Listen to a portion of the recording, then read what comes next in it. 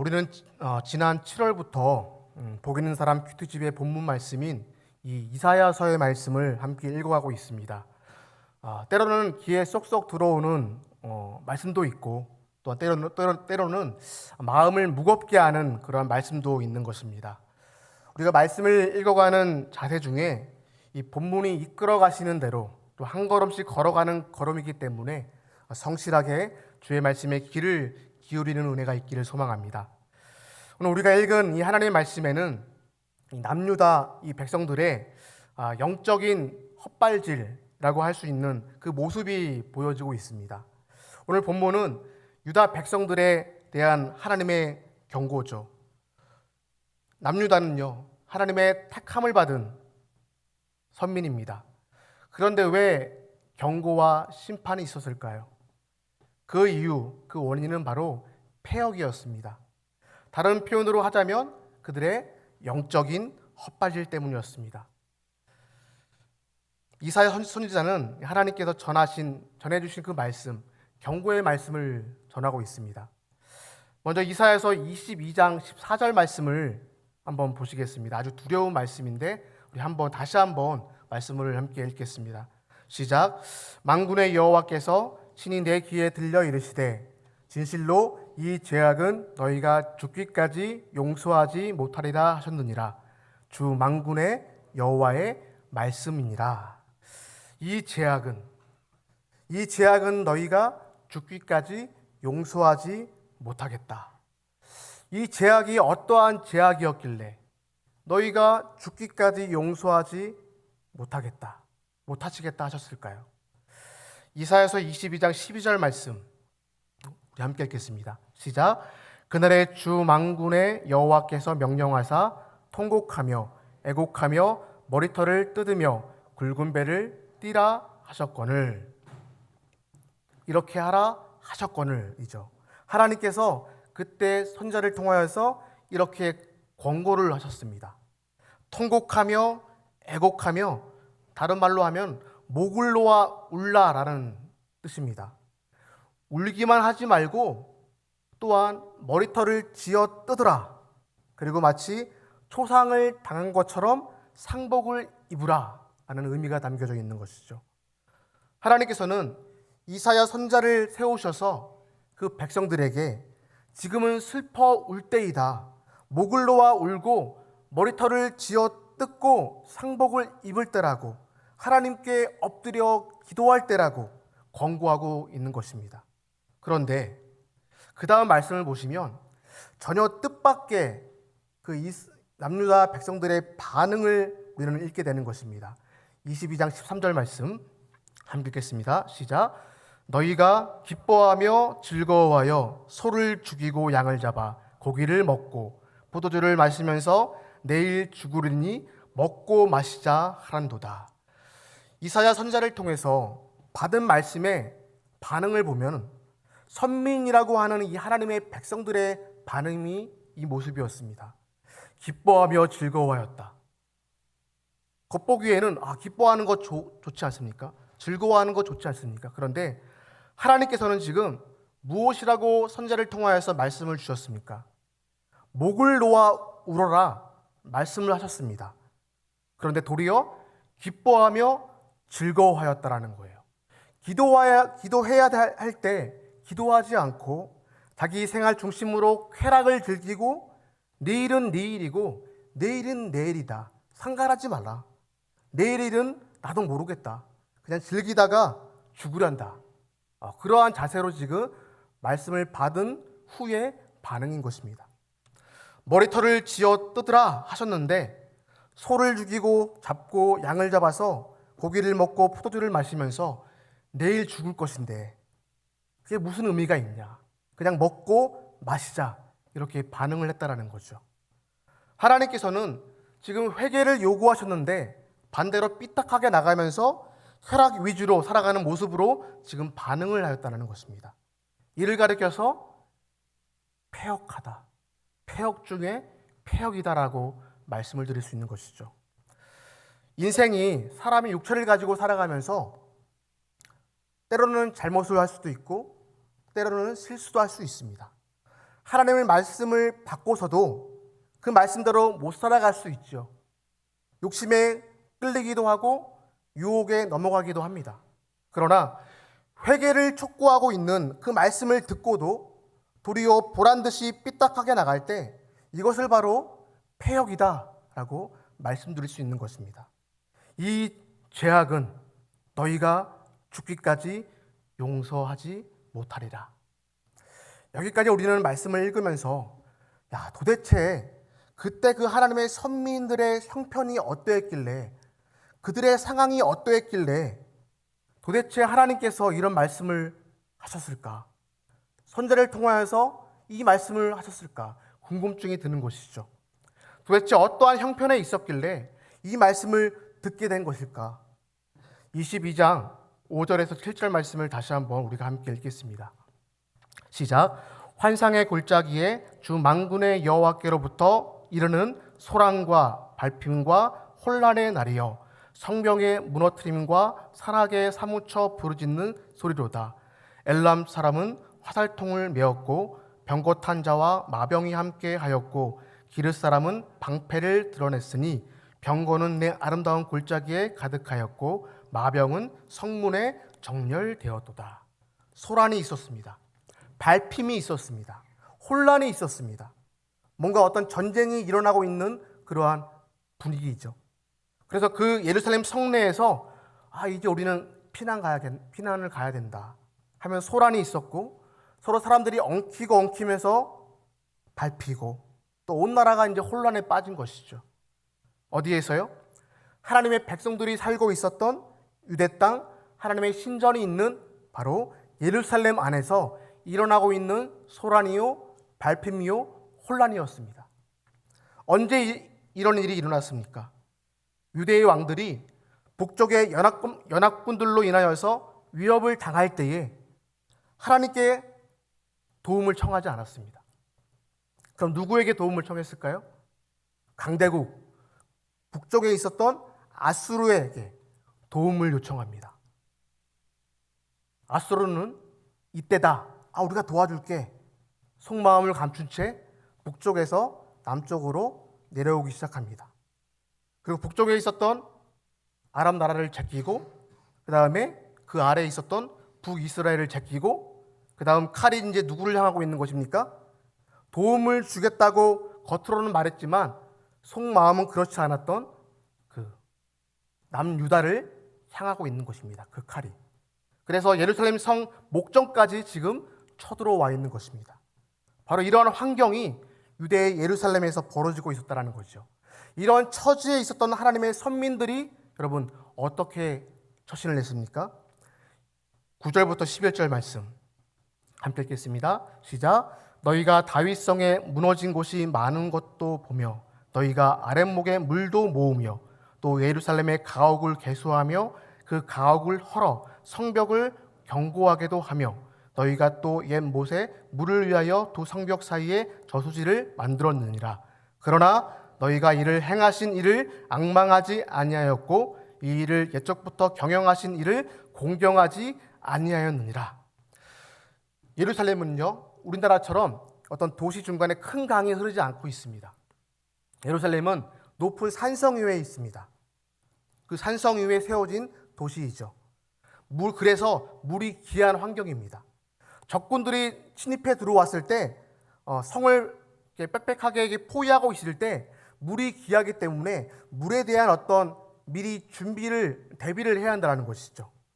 9절 이하에 보시면 아랫못에 물도 모으며 물을 모았다라는 것입니다. 식수를 모아 저장했다라는 것이죠. 적군들이 성을 오르내리기 위해서 성을 이미 허물어뜨린 그러한 부분들이 있었다라는 것입니다. 침입을 당해서 성벽이 지금 허물어졌기 때문에 그 성벽을 보수하였다라는 것이죠.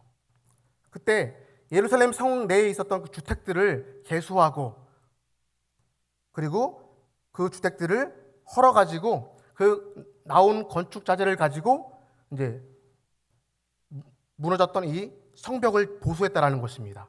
철저한 준비 태세를 위한 어떤 방어 태세였습니다. 가옥을 헐어서 성벽을 견고하게도 하며, 당연히 이러한 상황이 벌어졌을 땐 성이 포위를 당하고 어떤 적군의 침입을 당해서 위협을 당하게 될 때에 식수를 대비하고 어떤 무너진 성벽을 보수해야 하는 것 당연한 것입니다. 그렇죠? 당연한 일일 것입니다. 방어 태세를 구축하는 것 굉장히 당연한 상식적인 것입니다. 그런데 문제는 이러한 준비와 방어 태세를 하는 것도 중요한 일인데 그 전에 하나님의 선지자가 지적하고 있는 말씀에 반응했던 그 자세에서 허물이 있었다라는 것이죠. 이 시점에서 말씀을 여러분 한번 잘 들어보시기 바랍니다. 14절에서 죽기까지 용서하지 않는다라고 하나님께서 선지자를 통하여서 말씀하셨습니다. 그럼 이 문제는 죽느냐 사느냐 하는 문제였다라는 거죠. 우리는 눈치챌 수 있다라는 것입니다. 성도 여러분, 하나님의 말씀에는 우리가 하나님의 말씀을 듣지 않습니까? 하나님의 말씀을 읽어가지 않습니까? 말씀에는 축복의 말씀도 있지만 듣기 좋은 말씀도 굉장히 많지 않습니까? 그런데 어떨 때는 무거운 말씀도 있다라는 것이죠. 그 말씀을 들었을 때 불편한 말씀도 있다라는 것입니다. 듣고 싶은 말씀만 듣는 것이 신앙생활을 잘하는 것일까요? 아니라는 것을 여러분들 잘 알고 계실 거예요. 그럼 이제 말씀을 한번 잘 들어보시기 바랍니다. 외적이 침입해 왔어요. 그러면 방어태세를 딱 구축을 하고 계획하고 식수를 준비하고 성벽을 새로 쌓는 것은 너무나 당연한 일이라고 말씀드렸습니다. 그러나 그런 당연한 일을 하나님께서는 선민을 향하여서 지적을 하셨다라는 거예요. 방어태세 준비하는 것 좋다. 그럴 수도 있다. 그러나 방어태세를 준비할 줄 알면서 하나님의 백성으로서 선민으로서 반드시 갖춰야 하는 그 기본적인 자세를 취하지 않은 것에 대해서 지금 문제 있다. 하나님께서 지금 선지자를 통하여서 말씀을 전하게 하셨다는 것입니다. 그 문제가 무엇이었을까요? 11절 말씀 같이 읽겠습니다. 11절 다시 한번 읽겠습니다. 시작. 너희가 또 옛 못에 물을 위하여 두 성벽 사이에 저수지를 만들었느니라. 그러나 너희가 이를 행하신 이를 앙망하지 아니하였고 이 일을 옛적부터 경영하신 이를 공경하지 아니하였느니라. 너희가 이를 행하신 여기서 이가 여러분 어떠한 일을 말하고 있는 것이죠? 외적인 이 아수르를 들어서 하나님의 백성을 치는 일, 그것을 지금 얘기하고 있는 것입니다. 이를 행하신 이를 앙망하지 아니하였다. 아수르를 통하여서 하나님께서는 남유다에게 교훈을 주시고자 하시는 하나님의 크게는 겉으로는 보이지 않지만 미시적으로 보이지 않는 어떤 뜻과 목적이 있다라는 것입니다. 이것이 문제였다라는 것을 지적하신 것이죠. 이를 행하신 이를 앙망하지 아니하였다. 이 일을 옛적부터 경영하신 이를 너희들은 공경하지 아니하였다. 이것이 문제라는 것을 지금 지적하신 것입니다. 외적의 침입을 당하면 누구나 기본적으로 방어 태세를 준비하는 것 무슨 잘못이 있겠습니까? 그런데 그런 방어 태세는 열심히 준비하는데 정작 하나님의 백성으로서의 그 정체성을 가지고 하나님을 바라보는 그 일을 회복하지는 않았다라는 것을 지금 지적하시고 계시는 것입니다. 성도 여러분, 오늘의 말씀을 우리에게 향하도록 우리의 삶에 한번 적용해 보겠습니다. 우리는 하나님의 백성으로 하나님의 성도라는 이름으로 그러한 신분으로 살아갑니다. 우리의 주님께서 함께 하셔서 형통한 길로 인도를 받기를 우리는 소망합니다. 그런데 어떤 일이 예상과도 다르게 진행이 될 때가 있습니다.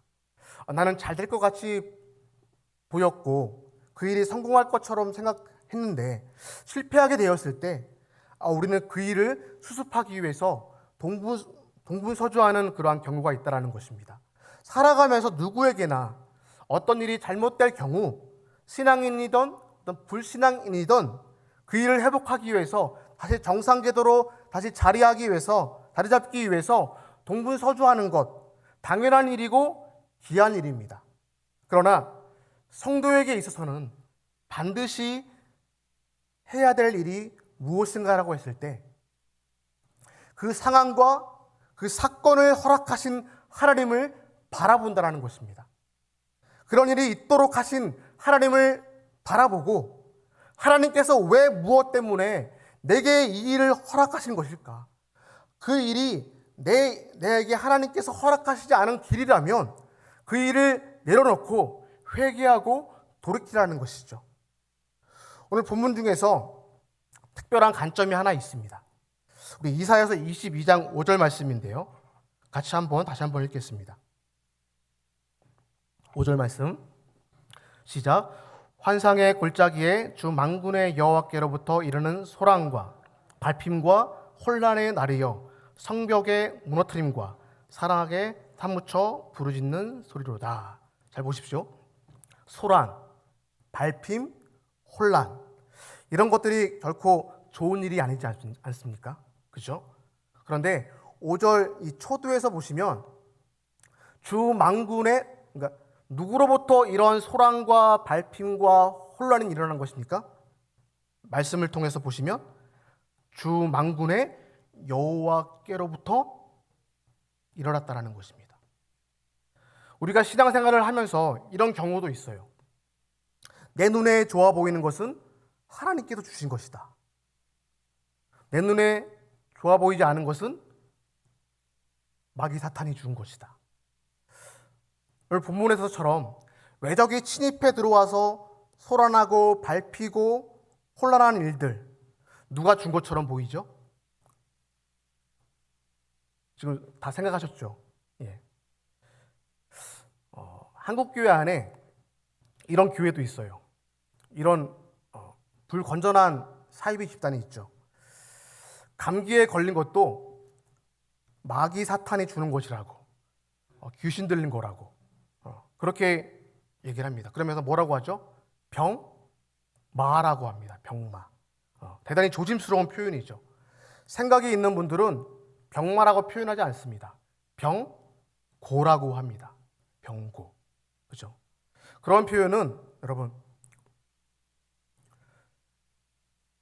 이 병고라는 것은 또한 건전한 표현입니다. 그죠? 모든 병이 여러분 마귀 사탄이 죽는 것입니까? 그렇게 표현할 수 없는 것입니다. 그런 표현은 불건전한 사이비 집단이죠. 그것은 우리 사회 속에 있는 이상한 근거 없는 이원론입니다. 예. 우리의 신앙 인생 속에서도요. 때로는 안 좋은 사건, 어려운 문제들이 마귀 사탄으로부터 온 것이 아닐 수도 있다는 것을 여러분 꼭 기억하시기 바랍니다.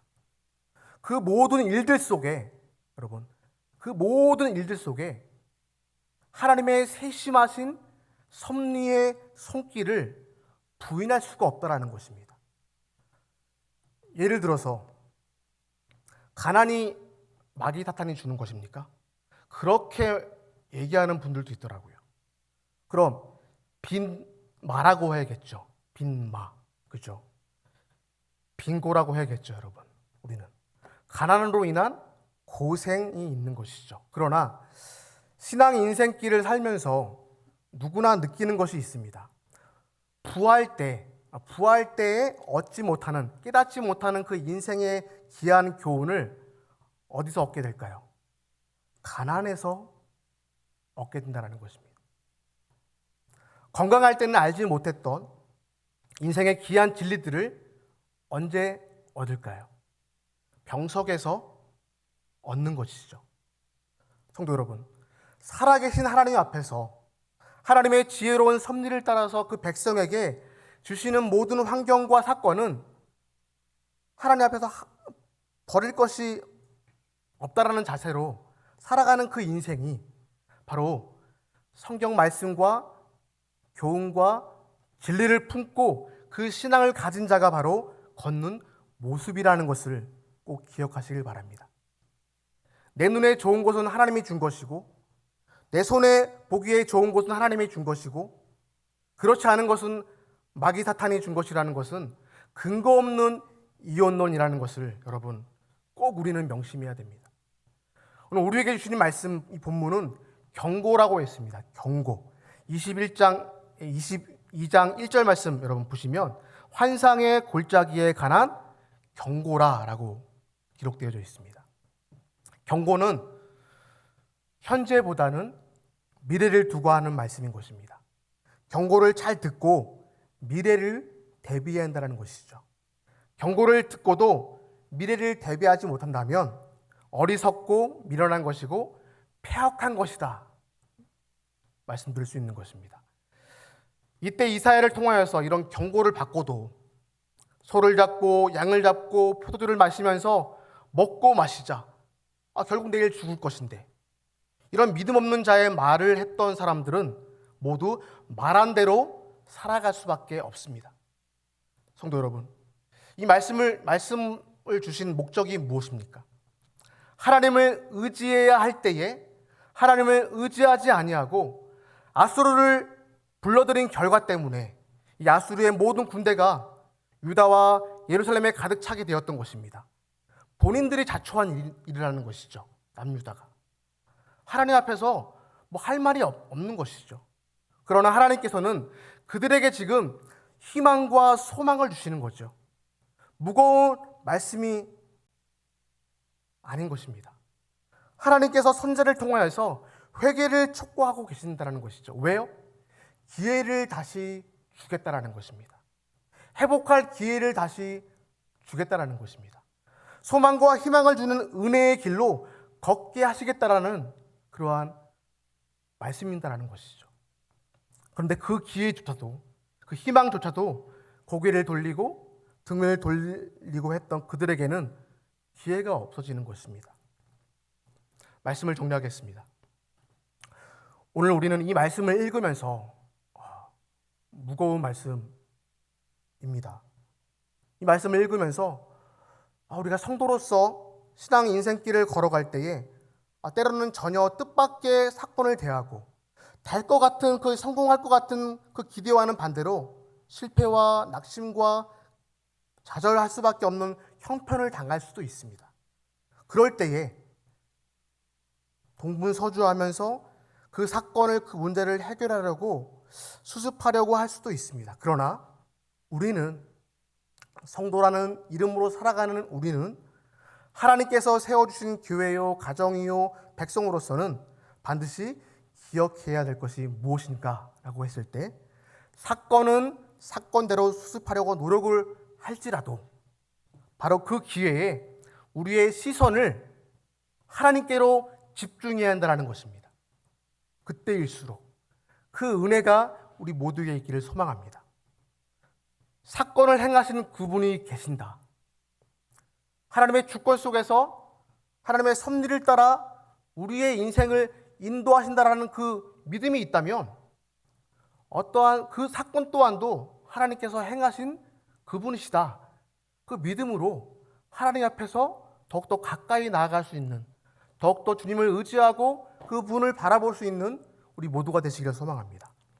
온 예루살렘이 적군의 침입을 받게 되어서 멸망 직전에 있는 이 같은 현실이, 그 현실 속에서도 여러분, 하나님께서 무능해서도 아니고, 하나님께서 지혜가 없어서도 아니셨고, 만군의 여호와께로부터 온 사건이다, 말씀하신 대로, 말씀에 기록하신 대로 하는 것을 우리는 선지자를 통하여서 우리는 그 말씀을 듣게 되는 것입니다.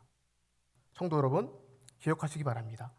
내 눈앞에 일어나는 모든 일들이 하나님의 능력이 없어서도 아니시고, 하나님께서 주무시기 때문에서도 아니시고, 우리의 모든 환경과 사건이 전능하신 하나님께로부터 온 것이다 라는 것을 믿음으로 인정하고, 하나님의 자비와 또 긍휼을 바라는 것, 그 태도로 그 방향을, 우리의 마음과 시선이 주님께로 향하는 것, 그것이 바로 우리가 평생 걸어가야 될 신앙의 자세라는 것입니다. 이 신앙의 걸음을 걸어가는 그 은혜가 우리 모두에게 있기를 주의 이름으로 소망합니다. 찬양하겠습니다. 나의 반석이신 하나님, 함께 찬양하겠습니다.